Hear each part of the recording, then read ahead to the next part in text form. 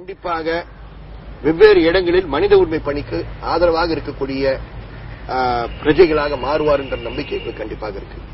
ஒரு பக்கம் மாணவர்கள் மத்தியில் பணியாற்றணும், இன்னொரு பக்கம் அவர்களுக்கு இந்த மனித உரிமை கல்வியை இன்னொரு பாகமாக, பாடத்தில் ஒரு பாகமாக கொண்டு செல்ல வேண்டும். அதனுடைய மாநில ரீதியாக வழி நடத்தக்கூடிய பணியில் முன்னாள் துணைவேந்தர் டாக்டர் வசதி தேவி தான் தலைமை தாங்கி நடத்திக் கொண்டிருக்கிறார். தேசிய ரீதியில் எங்களுக்காக வெவ்வேறு நபர்கள் அதில் வெவ்வேறு மாநிலங்களில் ஈடுபட்டிருக்கிறார்கள்.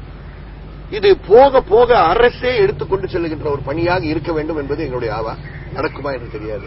அதுக்கான முயற்சிகள் சென்று இந்த விழிப்புணர்வு அப்படின்னு சொல்றது மாணவர்கள்ட்ட நீங்க உருவாக்குற இந்த முயற்சிகள் 18 மாநிலங்களுக்கு போய் சேர்ந்திருக்கிற ஒரு இதே காலகட்டங்களில் இதை பெறுகின்ற நபர்களாக இருக்கின்ற குடிமக்களுக்கு தங்களுக்கான உரிமைகள் சார்ந்த விழிப்புணர்வு உருவாக்க வேண்டிய தேவை இருக்கு.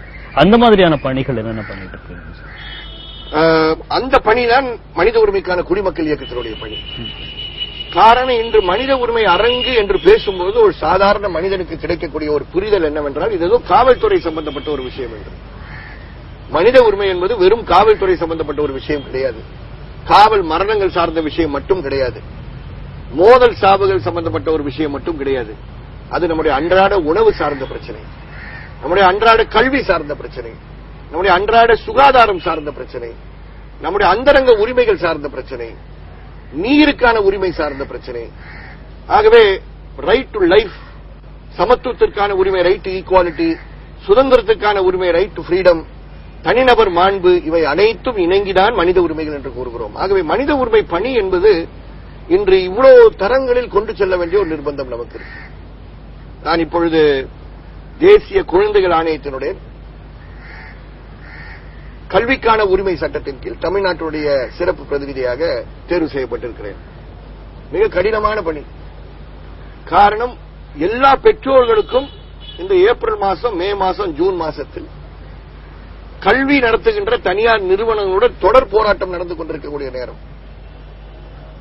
சிறப்பு பிரதிநிதி என்ற முறையில் அவர்களை போய் நாடி இந்த கல்விக்கான உரிமை, கல்விக்கான ஆர்டிஇ சட்டத்தின் கீழ் இருக்கக்கூடிய இந்த அடிப்படை உரிமை, நீங்கள் இந்த உரிமையை கொண்டு செல்லுகின்ற கருவிகளாக இருக்க வேண்டும் என்ற விஷயத்தையும் ஒரு பக்கம் கொண்டு சென்று கல்வி நிறுவனங்களை நிர்பந்தம் கொண்டு சென்ற ஒரு பணியும் செய்ய வேண்டும். இது மனித உரிமை பணி. ரேஷன் கடையில் நின்று கொண்டு எனக்கு ரேஷன் கிடைக்கவில்லை என்று நின்று கொண்டிருக்கக்கூடிய அந்த நபருக்கு அந்த உணவை பெறுகின்ற உரிமை இருக்கு உனக்கு, அது உன்னுடைய அடிப்படை உரிமை என்று சொல்லுகின்ற ஒரு பொறுப்பும் நமக்கு இருக்கு.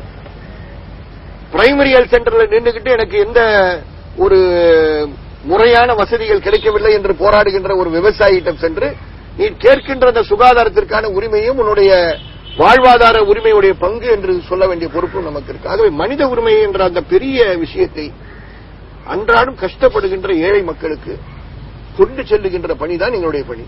ஒரு தரிசனத்தில் தொடங்கிய வாழ்க்கை பயணம் மாணவ பருவத்தில் அதை இன்னும் கூர்த்தீட்டிக் கொண்டு இன்றைக்கு இருக்கின்ற தலைமுறைக்கு அதை கொண்டு செல்லுகின்ற மாணவர்களை இந்த சமூகத்தினுடைய உரிமைக்காக உருவாக்குகின்ற பணியை செய்து கொண்டிருக்கிற உங்களுடைய அனுபவம் மக்களுக்கு ரொம்ப பயனுடையதாக இருந்திருக்கும் நம்புறோம். உங்களை சந்தித்தல் ரொம்ப மகிழ்ச்சி.